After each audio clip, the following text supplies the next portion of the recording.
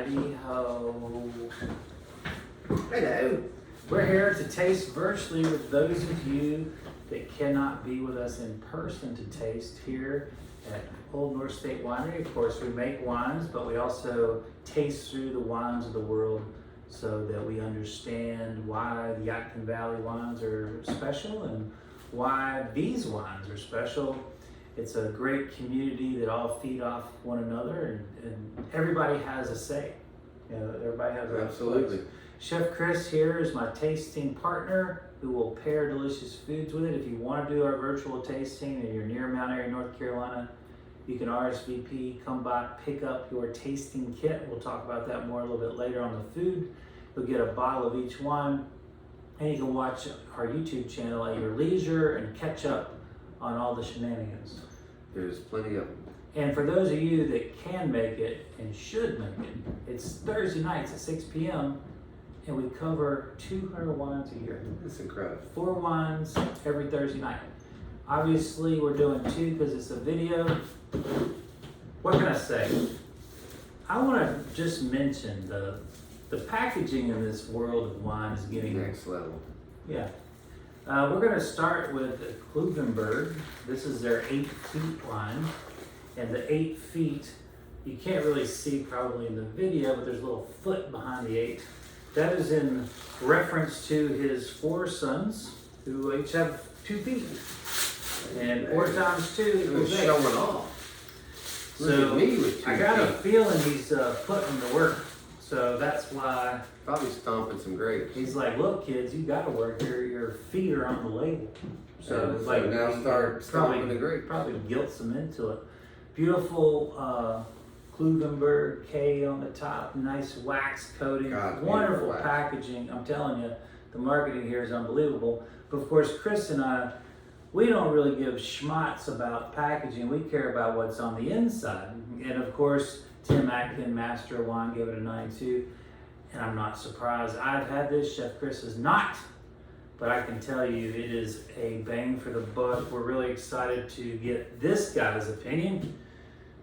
And on these wax, I don't cut them off. I just drill right through them. Depending on what kind of apparatus you're using, I don't know that I would put a needle through it. You might break your needle. But if you're using traditional muscle power, yeah, even a rabbit I think would work here. A mechanical version of wine tool. And just see, as you can see, the wax is right there. It separates out from the cork. But when you start filling around, you get wax everywhere. There's shards of wax, and it gets messy. So I just pierce right through it. And You just like showcasing your raw power. Yeah, it's so aggressive, show.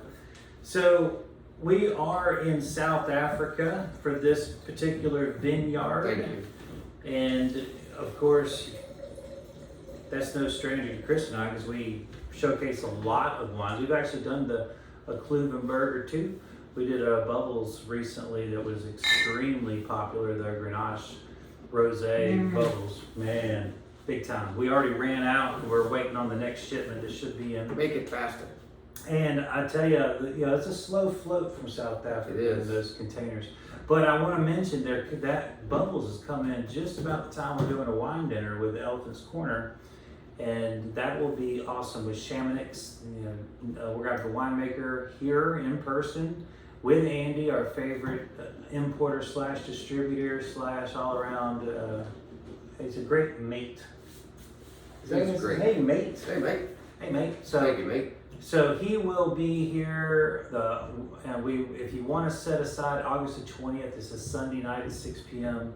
Chef's got a killer menu set up. We've got 5 wines. It's a really great value. Bring a friend. We've already got a bunch of people signed up without even announcing. Yeah, we've got a great pre-turnout. It's going to be an exciting night. Yeah. So that is the kind of wines that Andy tends to bring to us. They're delicious, and let's go with nutritious. Delicious. Nutritious. Full of nutrition and antioxidants. That's right. So we are going to step into the blend here of Southern Rhone, but it's in South African form. The percentages I can never remember. Okay, we'll get specific. 43% Shiraz, or Syrah, they would call it in southern France. 24.5%, that's pretty specific, of Grenache. And 24.5% Mourvedre, and 8% of Carignan. Very typical blend you see in south of the southern part of Rhone. And so here you have the version of South Africa, which I think is a great expression, because it reminds you of the southern Rhone, but it also tastes like South Africa. It's really a win-win. Big time. And Chef, this is your favorite area, southern Rhone. So how do you like it in South African I version? think it's fabulous. It's much drier. A lot of cocoa, root beer, cola. Yeah. I mean, and I just love the dry aspect of this. I love the depth. I mean, it's got a lot of like that powdery cocoa. Yeah. And almost malt, maybe from the soda, cola, Sure, whatever. yeah. Yeah, Yeah, it's yeah. great. It's not as juicy as a true Rhone, but that suits me just fine. Yeah, this is, it has Red it's a little fruit. bit, I guess it's kind of lighter in texture, but not lighter in flavor, if that makes sense. Perfect sense. Much This- lighter on its feet. You're right. Right, but it is not dainty. It's 14.5% alcohol. It has had quite a bit of whole cluster ferment, or during the initial stages of ferment. So that means there's some stems that were in the ferment to allow a little bit more tannins, which you can definitely pick up on. Big time. There's a small amount of barreling with oak, so but it's just like 10% of one of the, I think it was the Syrah or the Grenache, one of the two. Just a small amount of oak, so it's kind of diluted throughout. So it's not oak driven, but there's certainly, what I like about it is, it's I like a little tiny bit of oak. I don't want to taste the oak. I just want it to help Round it out, round round it out. Right, yeah. Well, you know how Chef is when you're It's like making a little pat of butter at the end of a sauce. right, like when you're making something and you put something in there to accentuate the other ingredients, not to accentuate the ingredient itself, the additional one. The additionals, but we're always in classic cooking. You don't make a butter sauce like, we're not talking about a Beurre Blanc. We're talking about how you finish like a quart of a sauce. You just put like half ounce of butter. The velvetyness, the round, it's just that oak kind of plays. It's funny. I was just thinking about that, because if you've ever seen someone that's French trained making Italian sauces, it's interesting to see the butter come out. Like even on a tomato sauce, you'll see them hit. There's not a habit of just finishing with butter. Even an Italian style sauce like a tomato sauce, you see them hit it with butter. I always finish Italian sauces with butter, and one of the things that was, we were talking about our one of our bartenders had found a copy of Kitchen Confidential at the library from Bourdain's first book, and that was one of the things he used to talk about all the time. He goes, man, every Italian restaurant you go into, like nice ones where they're doing legit stuff, he goes, there'll be a little medicine dropper of olive oil and a pound of butter.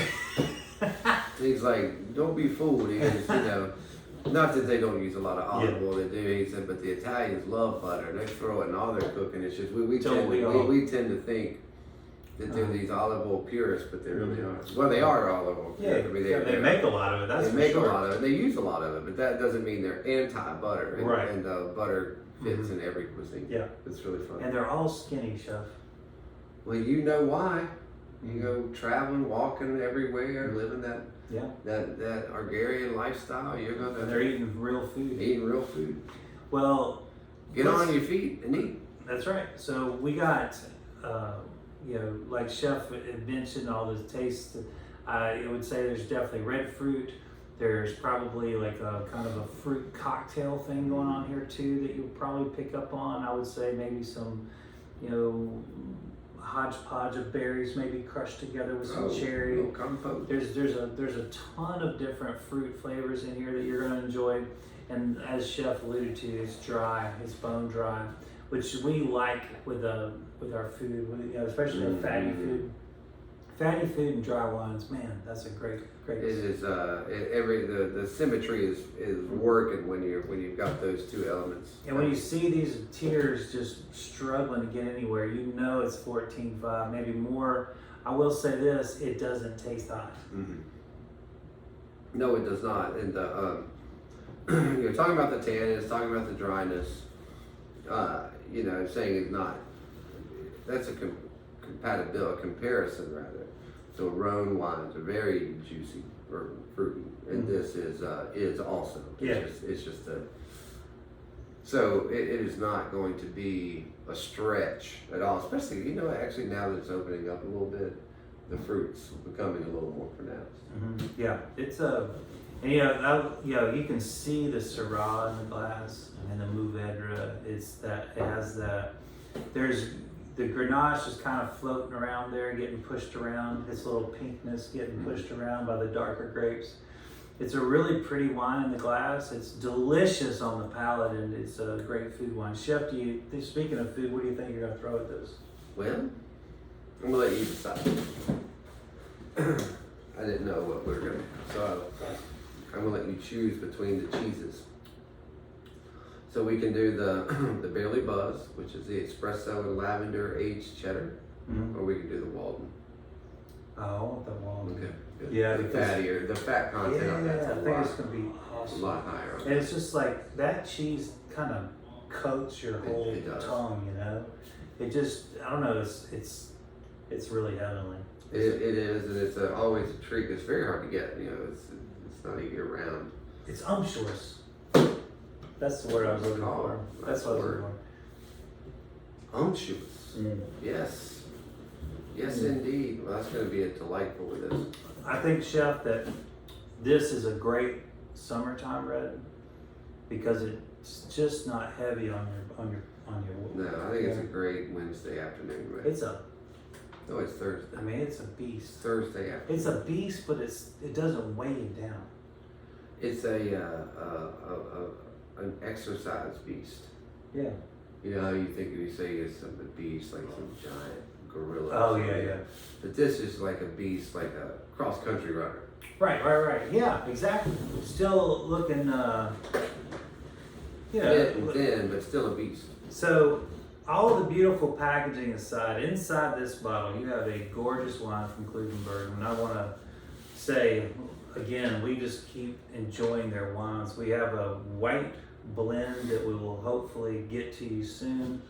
That's also very striking for you white wine lovers out there. But man, yeah, they forgot to make a bad one. I had this for breakfast with Andy one morning, and I knew you were gonna like that. Yeah, it's delicious. I think everybody who comes across it's gonna love it. I sure hope so. I can't believe the reach they have to be such a kind of like an industry-based kind of business thing they have. Like you meet them, I mean, everybody you talk to, oh yeah, Elephant's Corner. I mean, I guess, do they have a bottle shop? No. But I mean, isn't it funny how the reach? We have their customers social, I mean, all the time. people come into our restaurant going, is this Elephant's Corner wine? I was like, as a matter of fact, it is. And they're like, we love all their stuff. So it's ready. It happens a lot. Yeah. And that's a good thing. It is. I mean, he's out there doing the work. He gets out there and gets in front of people and talks to people, and he's one charming rascal. He is that. Or should I say mate. All right, so, yes. We're going to head over to France now. Since we were talking about a French blend, let's just go to France. What do you say? We are going to go to Bordeaux, Bleu Toulouze, and this is really, in terms of like French labels, which I don't usually, never really impressed by. I like this label. I like the blue. It's not a tone of blue you normally see in wine. It's kind of, it almost kind of fades out a little bit. I don't know. It still looks old and classic. Like I feel like French labels should. They should look like they're 100,000 years old. It's like wine was born already in the bottle. But this is like it's modern without being. Well, it's very coastal. It's very light. I mean, all these blue hues and. Is that a crown? Yeah. Yeah. Don't forget who's the king. That's right. Yeah. Right. We got a king now, not a queen.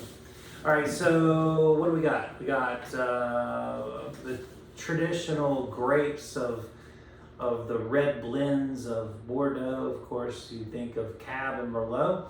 This one is Merlot dominant. It's just off the, well, it's not, it's in the lower part of Bordeaux, past the Dordogne. So it's technically in gravelly soil on the right bank of the Entrepreneur. And so that is essentially an area that we kind of think of more for white wines, for me anyway. But this is 74% Merlot, it's a significant amount. But they say that their soil is gravel, whereas if you go upriver, the right bank is more clay. We're before the splits, we're after the merge, I guess. So just to be clear, that is typically when you hear right bank, that's clay, but this is not off the Gargon. So we're talking about kind of before the union there. And it does have a little bit of Cab Franc and just a smidgen, 6% of Sauvignon. So here we have Cab Franc moved up to number 2. We always, whenever we're drinking Cab Franc, we always talk about what a raw deal it gets in Bordeaux. It's never like the number 1 grape. It's always 3rd or 4th or something. Yeah, if that. Here at least it moved up to number 2. Right? Where it belongs. But of course, it grows so much different than other Cab Franc areas. Yes, so that's a fact. Yes, sir. We get, Cab Francs are so much more prevalent now that I think we've been conditioned to think Cab Francs from Argentina and California and all these other places, or Virginia. They don't really grow like that in France, and so they're not. There's a lot of them when I was up in Canada too, in the Ontario region. A lot of Cab Franc there. Mm-hmm. There was starting to be just Cab Franc everywhere. I think there was some in we tasted some obscure. When you were out in Oregon, did they have it? Washington did. Oregon did not. Okay. That's not to say they may have put some in there. They weren't labeling them in their blends, but Washington State has some good ones. Mm-hmm. Well, this. You got Cab Franc guys buying up land in Washington too. I'm sure that. Yeah. They're bringing a preconceived notion of what they want to plant too. Definitely. Well, that's a good place to do it. So this is hallowed ground, of course, Bordeaux, probably the most famous region in the world. I would say it's a toss-up probably between Burgundy and Bordeaux. But considering that most of the grapes planted now in the world are Cab, I would say Bordeaux would trump Burgundy in terms of popularity, because if you get into drinking Cab, well, you're going to look at all the places where Cab grows, and this is kind of hallowed ground. Although, generally speaking, 99% of the time it's going to be blended with Merlot and Cab Franc, and potentially other grapes. But I would even say the sticker guys, the guys out there, the steakhouse buyers, people with a lot of money but don't like geek out on wine. People who want to buy an expensive bottle of wine. They wanted to say Bordeaux. You're absolutely right. Even like if there was a Burgundy wine, 5 things down, it was $500 more. They want Bordeaux on their table. I would agree, Chef, because Burgundy is a lot more expensive and obscure, and it's more for the super advanced. And in my brain, I'm certainly not qualified to pick out a $500 Burgundy. I mean, there's so much you need to know about each vintage and producer, but Bordeaux is more forgiving, I would say. Well, the blending, you're not dealing with a single grape. Yeah. You're not dealing with the expectations. I think Bordeaux has an expectation at the Grand Cru level and of certain houses, obviously. But Bordeaux is a big place. And the blending can really those first growths are those are wild, like Chateau Margaux, which we've actually had. We've had several Margaux, but I think the average steakhouse guy would order a $200 Bordeaux before they would order a $500 Burgundy, even with money not being an issue. It's safer, that's a fact. Well, and you go to the wine shops, I mean, you can find tons of $12, $15 Bordeaux. I mean, they're everywhere. Yeah, you're not Burgundies. But there's no such thing. No. You know what I mean? Yeah. I mean, like, the rock gut of Burgundy is Yeah. $90. Right. Well, you know. Yeah. For stuff that, But I mean, acclaimed there's stuff. For terror. people that are drinking on that level, $90 would be a rock gut. You're right. Yeah, exactly. But I mean, like, Yeah. there's so many bad Bordeaux out there, and that's not true of Burgundy. Or vice versa. Right. Yeah. So here you will see also that we've got some age. This is a 2018. So it's had time to kind of soften a bit, homogenize those grapes, if you will. We're talking about wines that are unoaked, or certainly not oaked for flavor in a sense. You know, they're using neutral oak most always here. And well, there's a little bit of alcohol in here, Chef. I don't know. I think it said 13 and a half. It's No, soft. actually, I'm sorry, 14 and a half. It's softer than the first one, though. Yeah. It's a softer. But I will say when you have your about third sip, Chef, you'll start noticing that there is a ton of hidden tannins here. That is one of the things I tasted through these. Originally, I was going to taste this first and then follow that. But when I was going through the wines, I actually flip-flopped them because these sneaky developing tannins that hit you late. Beautiful nose, Chef. It's typical Bordeaux, earthy. But there's some florality with it that I was not expecting out of this. Reminds me of like a pepper flower. Yeah, okra flower, pepper Something flower. like that, yeah. Beautiful, juicy fruit here, surprisingly for something 5 years old. It's really holding its fruit. Chef, how about some sassafras? Is that the okra immediately made me think, okay, what is okra spiced with? What is sassafras, right? Yeah. And all that You got Creole it. cooking. All that Creole cooking. So there's, well, two chefs agree anyway. You might get something else. Licorice. Licorice all day long. I love the color. I love the rust color. It looks like an Italian wine. I would agree. Okay, so the first couple of sips are almost like candy. I mean, it's not. I mean, you know what I mean, like flavor-wise, not sweetness-wise, but the fruit is so pronounced. But on that third or fourth sip now, the well's going dry. My mouth's I'm getting a saying little it's, cotton out. I hear you on the first part, but I'm getting bitter fruit. I'm getting like On the back end. I'm getting like orange rind. Yes. The white pith. Which orange rind is also wormwood. Italian. Yes. You know, like how many times have we mentioned orange peel in Italian wines? But yes, what was that, wormwood, Chef? Wormwood. Yes, there's definitely wormwood, wood. and of course sassafras is a bark. Yeah. Yeah, that's not a herb. It's made from some crazy Cajun tree limb or something out there in a swamp. So that, of course, and that's going to lend itself to the forest floor and all. You think this would go good with alligator, Chef? I think it was born for alligator. Why is the alligator so hungry, Chef? He's got all those teeth and ain't got no toothbrush. Oh, God. Yeah, Obama was right. I tell you, it just keeps going. There's a mouthfeel here that I absolutely love.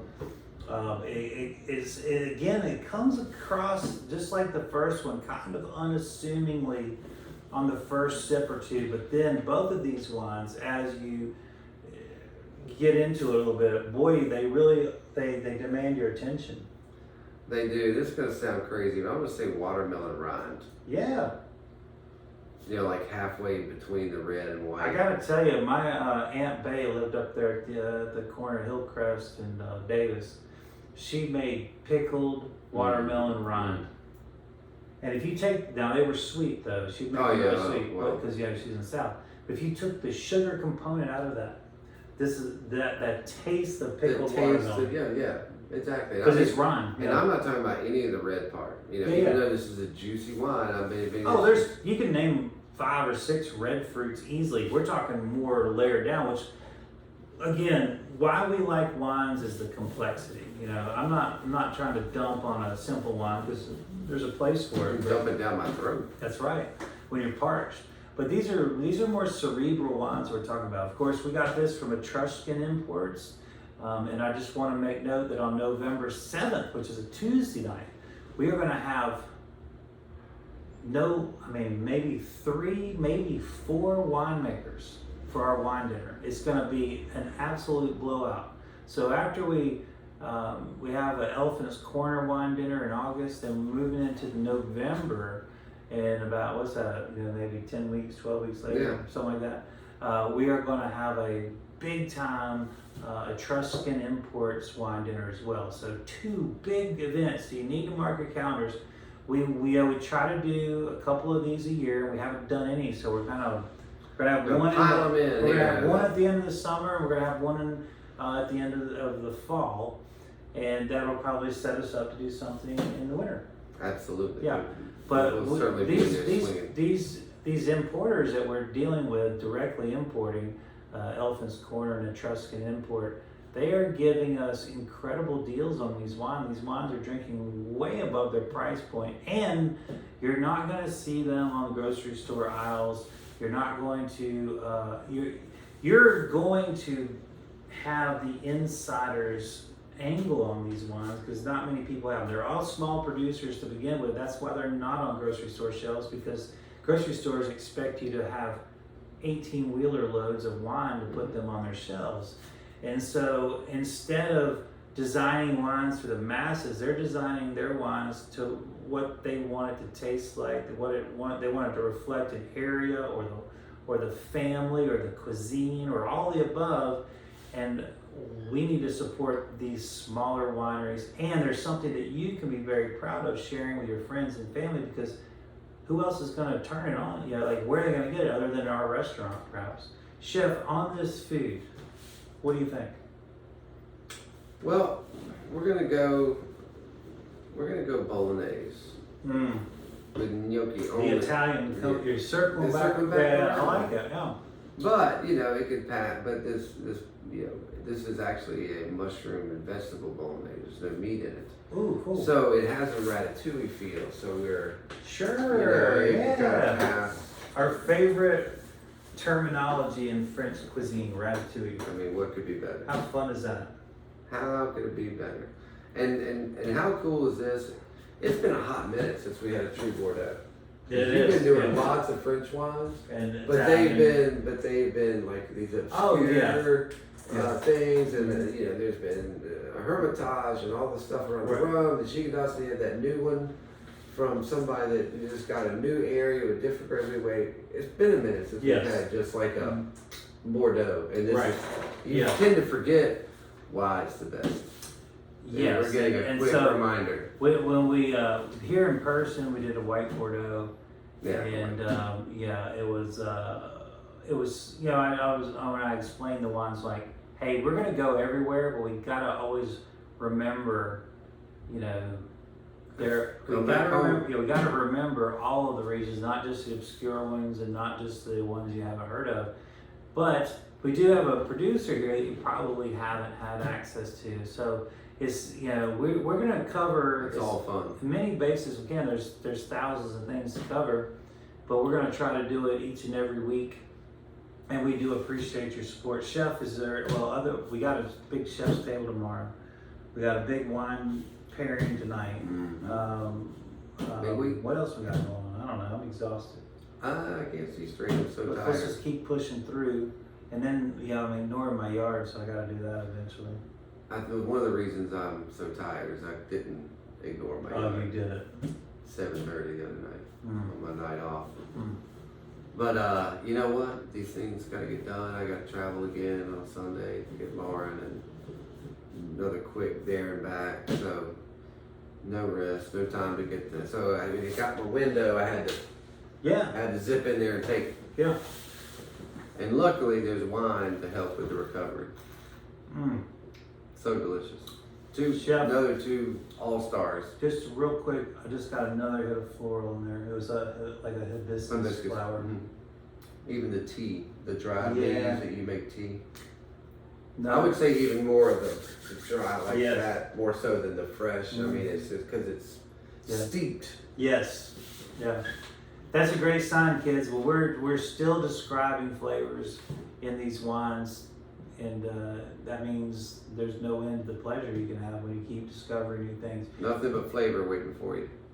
Don't forget to like us, share it, tell a friend, watch our videos twice if you have to. But we are here for you. If there's any wines you'd like us to seek out, let us know. We're happy to do it. We have a market here. We have hundreds of wines to choose from here, in addition to the wines that we make right here in house. So there's lots of options for you. Chefs always got lots of food. We have a marketplace for food. You can always check out our menu, get to-go orders. If you're local, hey, we're here to help you live a better life Absolutely. through quality products. And I think you got two here today. Boy, you sure did. And they're both under $30, so you can't beat that. Yep. Fantastic. Well, off to the races. We got to get back to work. Y'all have a great weekend. Thank you so much.